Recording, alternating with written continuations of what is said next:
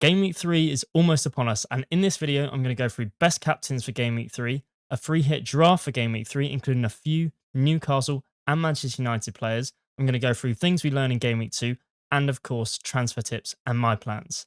Let's get into it. So I'll start off with best captain picks for Game Week 3, and I think the best captain this week is Erling Haaland. Guy is just an absolute joke. 1.37 expected goals per 90 in his opening 2 game weeks, and even against Tottenham when he blanked, he registered 0.47 expected goals and 0.3 expected assists.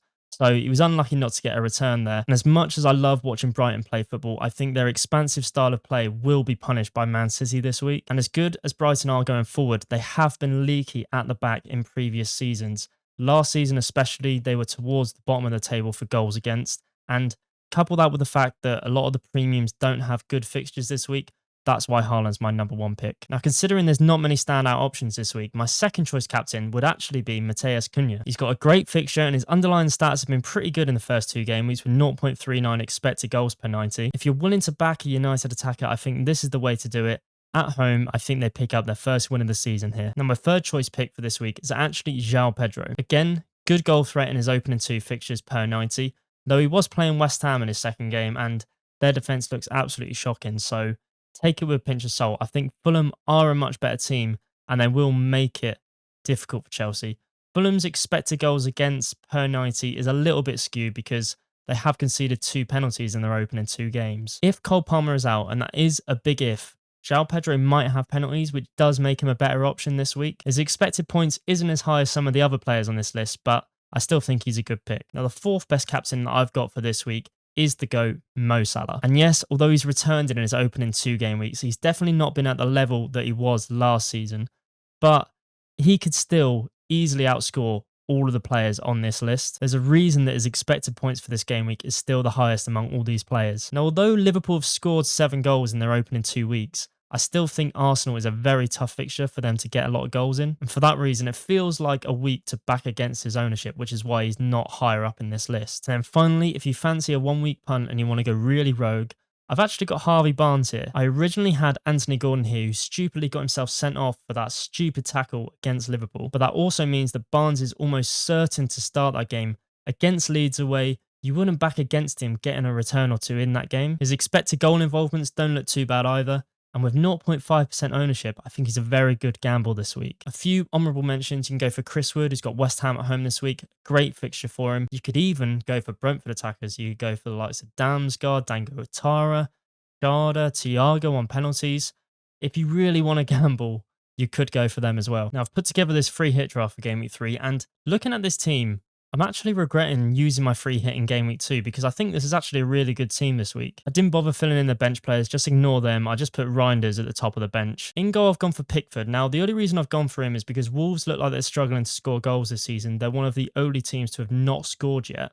But this could easily be Kelleher or Pope if you wanted to save a bit of money. They obviously both have great fixtures this week. For the same reason I've gone for Pickford in goal, I've gone for Tarkowski in defence. He's also very good for defensive contribution points. He's reached that threshold in his opening 2 games. So I think this is another great opportunity for him to haul here. And obviously on free hit, I had to go for one exciting pick in defence. And I've gone for Dorgu, who's got Burnley at home. Now he's very attacking. And I think at home against Burnley, I think there's also a good chance for a clean sheet for him. So if he can pick up an attacking return and a clean sheet, you're looking at a double-digit haul there. So that's why he's in there. Finally in defence, I've got Murillo, who's got West Ham at home this week.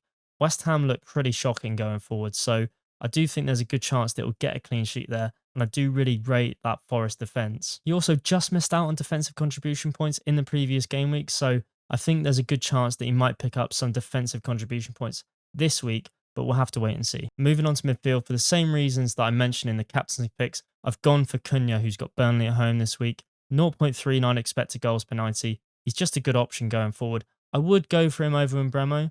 Although Mbeumo has set pieces, I think Cunha's goal threat is just slightly higher, and especially on a free hit, I think I would back the player with more goal threat. I've also got a double up of Newcastle players in midfield, Harvey Barnes and Elanga. I think both of their minutes should be very good this week.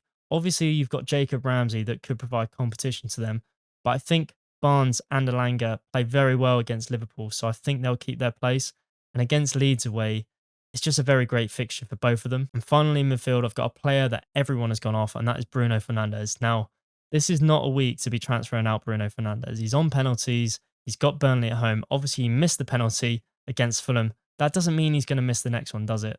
And I think he'll still keep penalties just because of the player that he's been for Manchester United. You've got to remember, if he scores that penalty, the narrative around him completely changes. And a lot of people will be actually looking at him as a captain over Cunha this week. So you could argue that he is a better option. And then my front three, I've gone for João Pedro, Erling Haaland, and Chris Wood. Now, I think Haaland is the best captain this week, so I think you should definitely have him on free hit.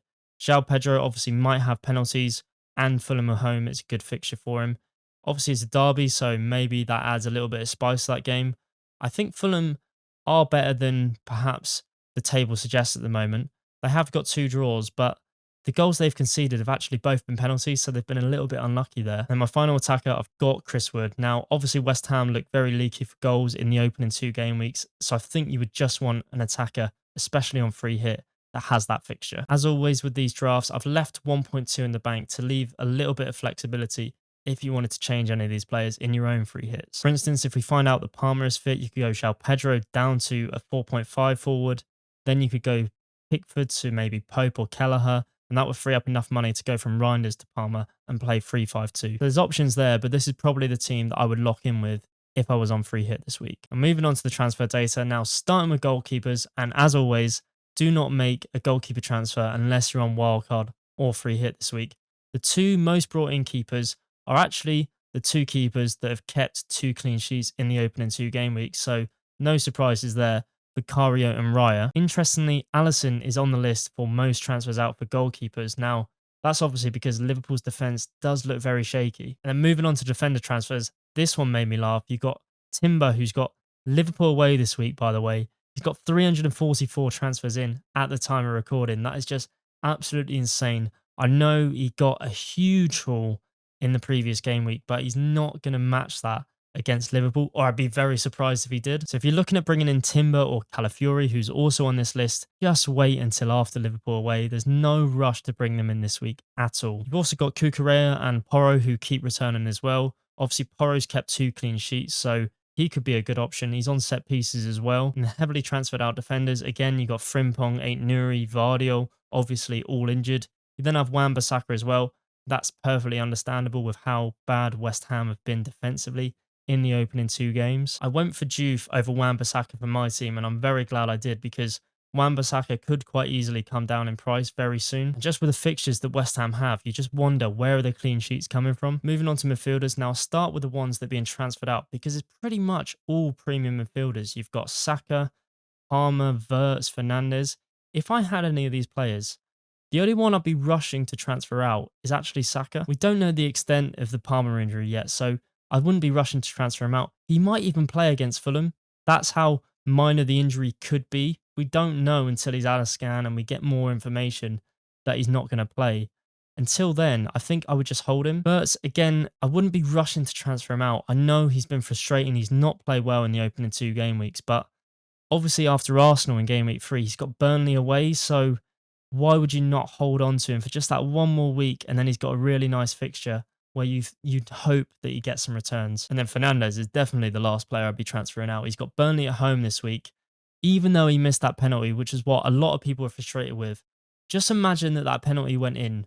You would not be having the same conversation that you're having right now. Moving on to transfers in. Now, firmly at the top of the list is Semenyo. Now, as a Semenyo owner, I'm sort of annoyed that he didn't score against Wolves and get a double-digit haul, but I'm also not terribly annoyed, because if he did get another double-digit haul, his transfers in this week would be in the millions. Obviously, I'm happy to have him in my team, and I think he is a good transfer in this week, but also I'm a little bit annoyed that his ownership is starting to go through the roof. He's also one of few players I was right about in Game Week 1, so there's that as well. Also me has Bowen, Wirtz, and advise against João Pedro as well. Spurs midfielders are also heavily transferred in as well. If I was going for one of 2 of them, I'd probably go for Kudus, just because he's a little bit cheaper, and I'm a little bit more assured of his minutes as well. And then you've got Reinders, who actually blanked this week, but he's still great value at 5.7. And then the most brought in forwards this week, you've got João Pedro, Richarlison, Ekitike, and Wood. João Pedro, obviously, he absolutely hauled in game week 2. João Pedro, depending on how long Palmer is out for, he could be a really great pick, especially if he does end up having penalties. Richarlison, I'd probably stay clear from, because Obviously, he's always going to have Solanke knocking on his door, and he's also very injury prone as well. And Ekitike just keeps frustrating me because he keeps scoring, and I want to bring him in, but I just know I can't when you've got Isak lurking around. If Isak is not a Liverpool player in Game Week 4, I'm definitely going to take a hit to bring Ekitike in and actually captain him against Burnley. And then Chris Wood, you can't really argue with those fixtures. He's got West Ham at home this week. He does have Arsenal next week, but after that, he's then got Burnley and Sunderland. So the fixtures for him in the short term look very good. And then most transferred out forwards, you've got Watkins, Bowen, Mark Gue, Gyökeres. Gyökeres I'm a bit surprised about because he's just got a brace and we found out he's on penalties when Saka's not on the pitch. And he's probably on penalties when Saka is on the pitch as well. Obviously, you wouldn't transfer him in this week because he's got Liverpool away. As for transferring him out, I don't think this is the week to be doing that either. So a few things we learned in Game Week 2, and I'll go in the order in which the matches were played. Now, starting with West Ham Chelsea, the first takeaway that I got from this game is that it's going to be a long season for West Ham. They just look poor going forward and at the back.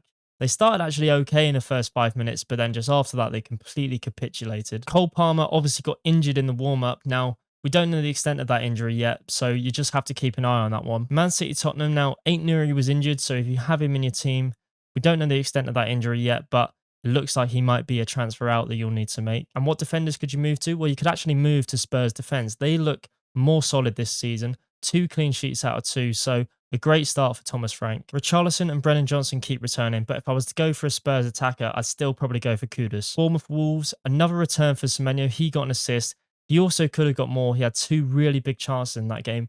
As for Wolves, they're one of the only teams in the league to have not scored yet this season. And all those worries about Cunha leaving and will it affect their goals is starting to come to fruition. Brentford versus Villa. Brentford got their first win of the season. Dango Utara got the only goal in that match. And he looks like he could be a good option at 6 mil. He absolutely hauled in that game. He got defensive contributions, obviously got the goal and maximum bonus. So he might be a player to watch. Burnley Sunderland. Burnley kept the clean sheet that everyone was hoping for. Well done if you backed double Burnley on bench boost. Lots to talk about in the Arsenal Leeds game. Saka got injured. Gyökeres got a brace and he actually took the penalty at the end of that match. So he could be a great option and he will be on penalties definitely when Saka is out. Crystal Palace Forest. Eze is now an Arsenal player, and if you're worried if that would affect Sarr and Mateta, well, Sarr actually scored in that game, so perhaps not, but we'll have to wait and see moving forward. Everton got their first home win of the season against Brighton. Grealish started and he bagged 2 assists, so he's another player to watch if he continues to start. Fulham Man United, Bruno missed the penalty to disappoint a lot of FPL managers. He's still a good option moving forward, though. He's got Burnley at home this week, so it wouldn't surprise me if he got a return in Game Week 3. 4.5 mil King continues to start, so he's definitely one to watch. He could be a bargain in that price, but we have to see what his goal threat's like moving forward. Newcastle versus Liverpool, an absolutely spectacular game of football. Ekitike scores again and continues to haul. Gordon gets a red card, and Liverpool's defence looks all over the place. Now, I'm going to finish off with a quick recap of how I got on in Game Week 2 and share my plans for Game Week 3. Now, I got 61 points in Game Week 2, and I used my free hit. Now, despite 7 players getting a return in that game week for me, it still feels like a waste of the chip. That being said, I still think the strategy was right. Arsenal absolutely annihilated Leeds and got the clean sheet, which is exactly what I wanted. It's just captaincy that let me down, really. I went for Saka because I thought he would get the minutes over Gyökeres, but ironically, obviously, Saka gets a hamstring injury and Gyökeres plays the full 90 minutes. That's just how FPL works sometimes. Saka did score in that game, but it just didn't feel like enough to punish those people that captained Salah and Haaland. Palmer got injured and I originally thought Game Week 2 was going to be a disaster, but luckily Esteve came in off the bench and got the clean sheet, so thank you Burnley. That really saved my game week. I'm sat just inside the top 900k, so really not a bad start to FPL this season, but obviously it's a long way to go. So what are my plans for Game Week 3? All I'm going to say is Bowen is limp, Wood is hard, and I think that gives away what my plans are this week. So I've actually already made my transfer this week, and to preserve a little bit of team value, I've actually sold Bowen to get Wood in, just because Wood was about to go up in price. Bowen looks like he's about to go down in price, so really that was just to save a little bit of team value, and I probably want Wood over Bowen long term anyway. West Ham just don't look good going forward, and Bowen's just not really getting any chances. I was considering just rolling the transfer and then I'd have 2 transfers for after that international break. And then potentially I could go from Bowen, could have gone from Bowen to Ekitike and then downgraded the player elsewhere to fund that move. I might not have wanted to do that anyway by Game Week 4 because if Isak is a Liverpool player, it would just completely mess up my plans. So yeah, I mean, so much rise on that Isak transfer, doesn't it? Like if Isak goes to Liverpool, all of a sudden both Isak and Ekitike are not very good options because you don't know who's going to start and who's going to start where. But also, if Isak were to go to Newcastle and Newcastle were to sign a striker like Visser or Strand Larson, all of a sudden you get quite a cheap. With Strand Larson, you get quite a cheap enabler because he's a good striker and potentially could be in a good Newcastle team. And obviously, I've got Strand Larson, and I've not played him yet, but I'm glad I went for him in Game Week 1 because he's still a good player. If he was to move to Newcastle, he could be an absolute game breaker for FPL this season. So just keep an eye on that one. After Game Week 4, I don't really have any plans yet. I'll sort of work it out as I go along. It's just so much riding on that Isak transfer. I know I sort of want to transfer out Njai. I know he's just scored, but something is telling me that Everton attack isn't great and that I shouldn't have gone with him in Game Week 1. Obviously, Reinders is there at 5.7, so I could go from Njai to Reinders. That might fund some money that I can bring in, say, Gyökeres for Chris Wood in a few game weeks when they have a good fixture run from game week 7 onwards. They're my sort of rough ideas. I know I want a wild card in game week 12, and I think I'm going to bench boost in game week 13. So that's my rough idea. I'm sort of rambling now. I guess I'll just finish the video there. So there is a complete guide to game week 3. Like the video if you've enjoyed it or if you learned anything useful. And if you want weekly guides and FPL tips, you have to subscribe to the channel. Also, let me know in the comments what your plans are for game week 3. I'm really interested to hear them, and I respond to all my comments. Good luck in Game Week 3, and I'll see you in the next video.